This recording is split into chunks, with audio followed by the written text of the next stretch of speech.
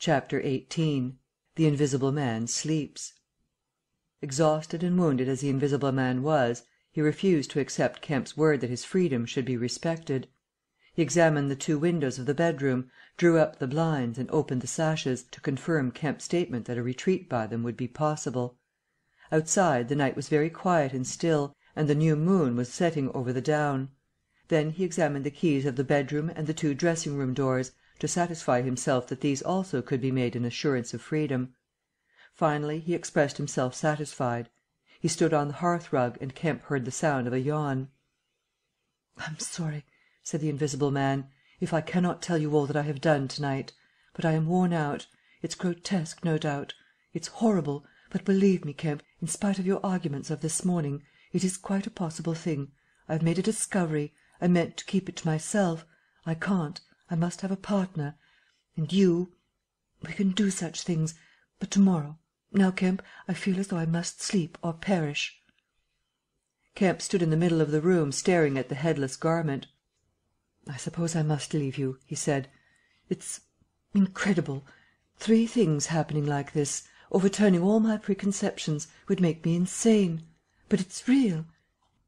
Is there anything more that I can get you?" "Only bid me good night," said Griffin. "Good night," said Kemp, and shook an invisible hand. He walked sideways to the door. Suddenly the dressing-gown walked quickly towards him. "Understand me," said the dressing-gown. "No attempts to hamper me, or capture me, or—" Kemp's face changed a little. "I thought I gave you my word," he said. Kemp closed the door softly behind him, and the key was turned upon him forthwith.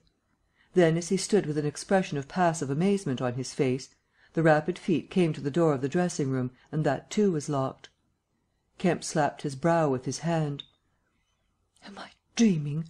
Has the world gone mad? Or have I?" He laughed and put his hand to the locked door. "Barred out of my own bedroom, by a flagrant absurdity," he said. He walked to the head of the staircase, turned, and stared at the locked doors. "It's fact," he said. He put his fingers to his slightly bruised neck. "Undeniable fact. But—" He shook his head hopelessly, turned, and went downstairs. He lit the dining-room lamp, got out a cigar, and began pacing the room, ejaculating. Now and then he would argue with himself. "Invisible!" he said. "Is there such a thing as an invisible animal? In the sea, yes. Thousands, millions.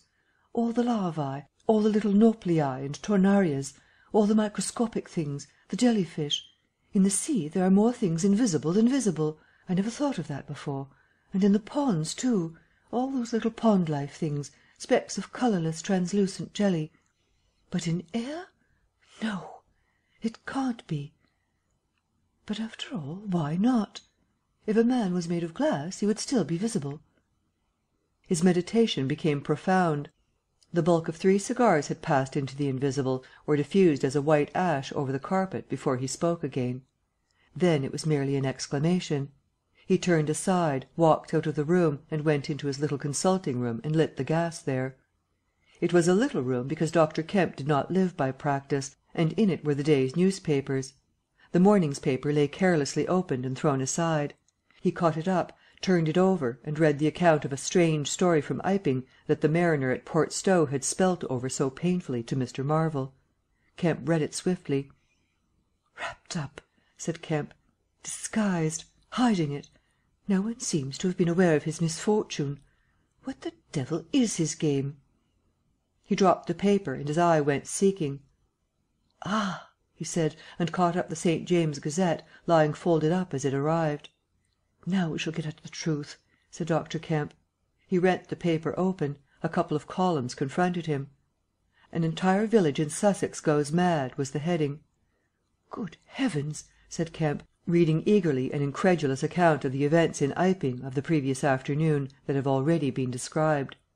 Over the leaf the report in the morning paper had been reprinted. He re-read it. "Ran through the streets striking right and left. Jaffas insensible. Mr. Huxter in great pain, still unable to describe what he saw. Painful humiliation. Vicar. Woman ill with terror. Windows smashed. This extraordinary story probably a fabrication. Too good not to print. Cum grano. He dropped the paper and stared blankly in front of him. Probably a fabrication. He caught up the paper again and reread the whole business. But when does the tramp come in? Why the deuce was he chasing a tramp? He sat down abruptly on the surgical bench. He's not only invisible, he said, but he's mad, homicidal. When dawn came to mingle its pallor with the lamplight and cigar smoke of the dining room, Kemp was still pacing up and down, trying to grasp the incredible. He was altogether too excited to sleep. His servants, descending sleepily, discovered him and were inclined to think that overstudy had worked this ill on him. He gave them extraordinary but quite explicit instructions to lay breakfast for two in the Belvedere study, and then to confine themselves to the basement and ground floor. Then he continued to pace the dining room until the morning's paper came. That had much to say and little to tell, beyond the confirmation of the evening before, and a very badly written account of another remarkable tale from Port Burdock. This gave Kemp the essence of the happenings at the Jolly Cricketers, and the name of Marvel. "He has made me keep with him 24 hours," Marvel testified. Certain minor facts were added to the Iping story, notably the cutting of the village telegraph wire. But there was nothing to throw light on the connection between the Invisible Man and the tramp, for Mr. Marvel had supplied no information about the 3 books or the money with which he was linked. The incredulous tone had vanished, and a shoal of reporters and inquirers were already at work elaborating the matter. Kemp read every scrap of the report and sent his housemaid out to get every one of the morning papers she could. These also he devoured. "He is invisible," he said, "and it reads like rage growing to mania. The things he may do, and he's upstairs free as the air. What on earth ought I to do? For instance, would it be a breach of faith if... No." He went to a little untidy desk in the corner and began a note. He tore this up half written and wrote another. He read it over and considered it. Then he took an envelope and addressed it to Colonel Addy, Port Burdock. The Invisible Man awoke even as Kemp was doing this. He awoke in an evil temper, and Kemp, alert for every sound, heard his pattering feet rush suddenly across the bedroom overhead. Then a chair was flung over and the washstand tumbler smashed. Kemp hurried upstairs and rapped eagerly. Chapter 19. Certain First Principles. "What's the matter?" asked Kemp when the Invisible Man admitted him. "Nothing," was the answer. "But confound it, the smash!" "Fit of temper," said the Invisible Man. "Forgot this arm, and it's sore. You're rather liable to that sort of thing." "I am." Kemp walked across the room and picked up the fragments of broken glass. "All the facts are out about you," said Kemp, standing up with the glass in his hand. "All that happened in Iping and down the hill. The world has become aware of its invisible citizen, but no one knows you are here." The Invisible Man swore. "The secret's out. I gather it was a secret. I don't know what your plans are, but of course I'm anxious to help you." The Invisible Man sat down on the bed. "There's breakfast upstairs," said Kemp, speaking as easily as possible, and he was delighted to find his strange guest rose willingly. Kemp led the way up the narrow staircase to the Belvedere. "Before we can do anything else," said Kemp, "I must understand a little more about this invisibility of yours." He had sat down, after one nervous glance out of the window, with the air of a man who has talking to do. His doubts of the sanity of the entire business flashed and vanished again as he looked across to where Griffin sat at the breakfast table, a headless, handless dressing-gown, wiping unseen lips on a miraculously held serviette. "It's simple enough, and credible enough," said Griffin, putting the serviette aside and leaning the invisible head on an invisible hand. "No doubt to you, but..." Kemp laughed. "Well, yes, to me it seemed wonderful at first, no doubt. But now, great God! But we will do great things yet. I came on the stuff first at Chesilstowe." "Chesilstowe?" "I went there after I left London. You know I dropped medicine and took up physics." "No. Well, I did. Light fascinated me." "Ah."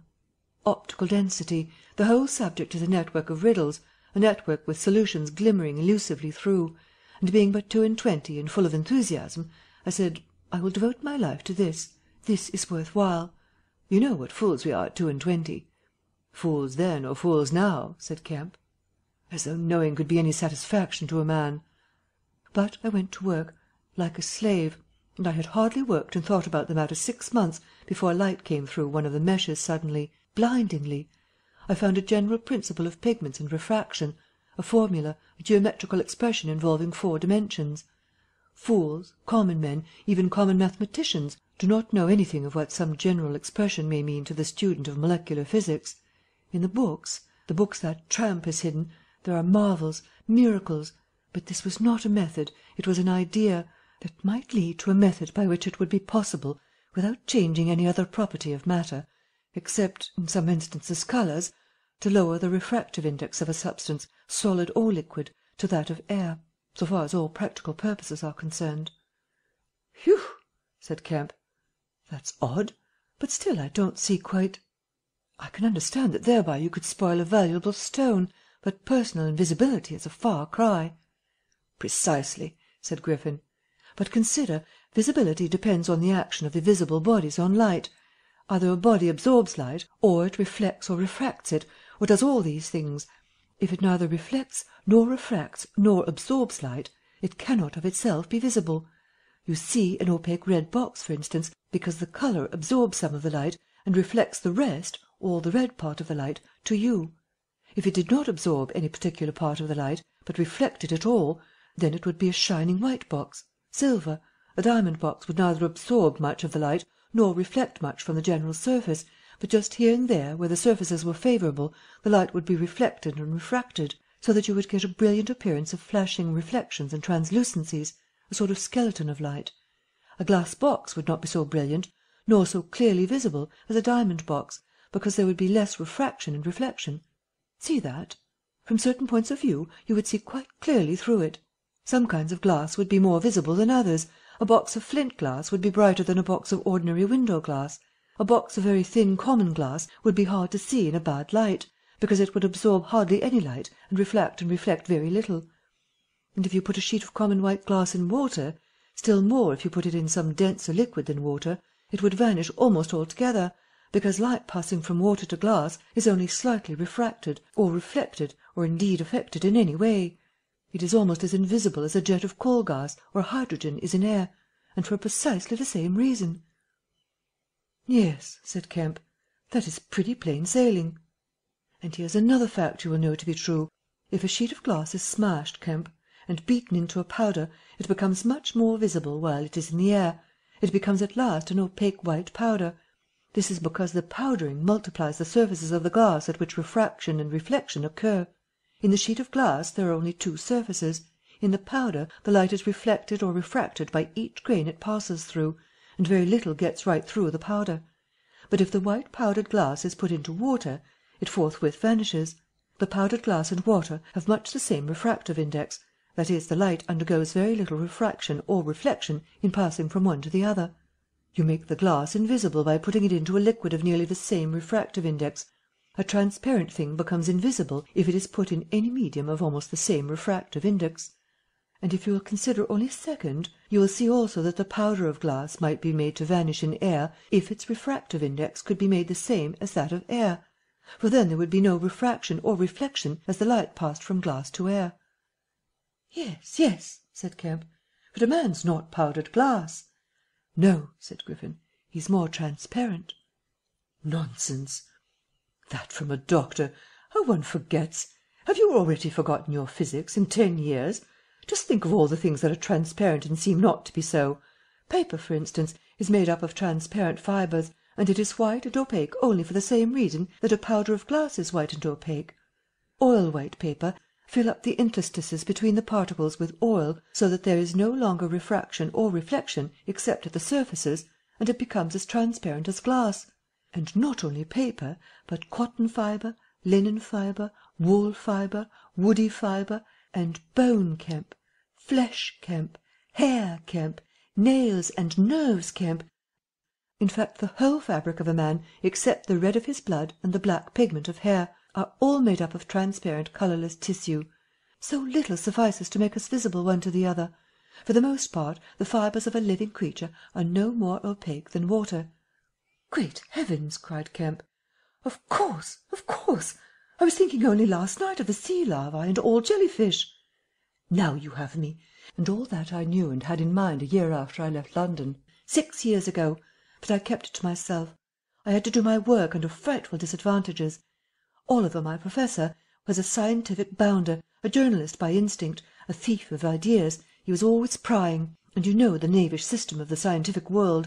I simply would not publish, and let him share my credit. I went on working.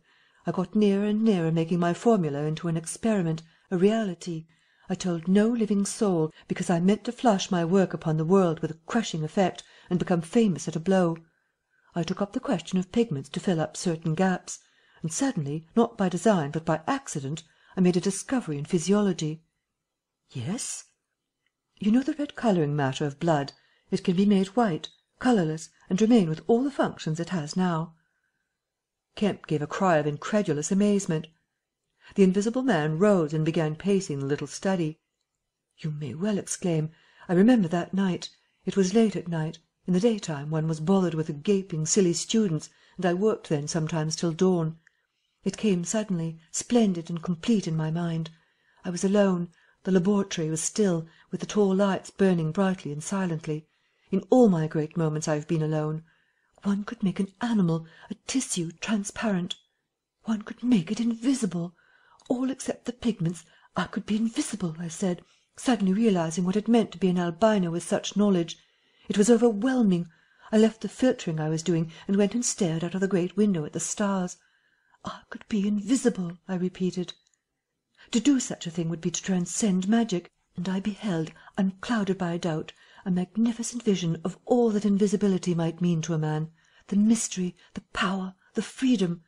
Drawbacks I saw none. You have only to think, and I, a shabby, poverty-struck, hemmed-in demonstrator, teaching fools in a provincial college, might suddenly become this. I ask you, Kemp, if you, anyone, I tell you, would have flung himself upon that research. And I worked 3 years, and every mountain of difficulty I toiled over showed another from its summit. The infinite details, and the exasperation. A professor, a provincial professor, always prying. When are you going to publish this work of yours, was his everlasting question. And the students, the cramped means. 3 years I had of it. And after 3 years of secrecy and exasperation, I found that to complete it was impossible. Impossible." "How?" asked Kemp. "Money," said the Invisible Man, and went again to stare out of the window. He turned around abruptly. "I robbed the old man, robbed my father. The money was not his, and he shot himself.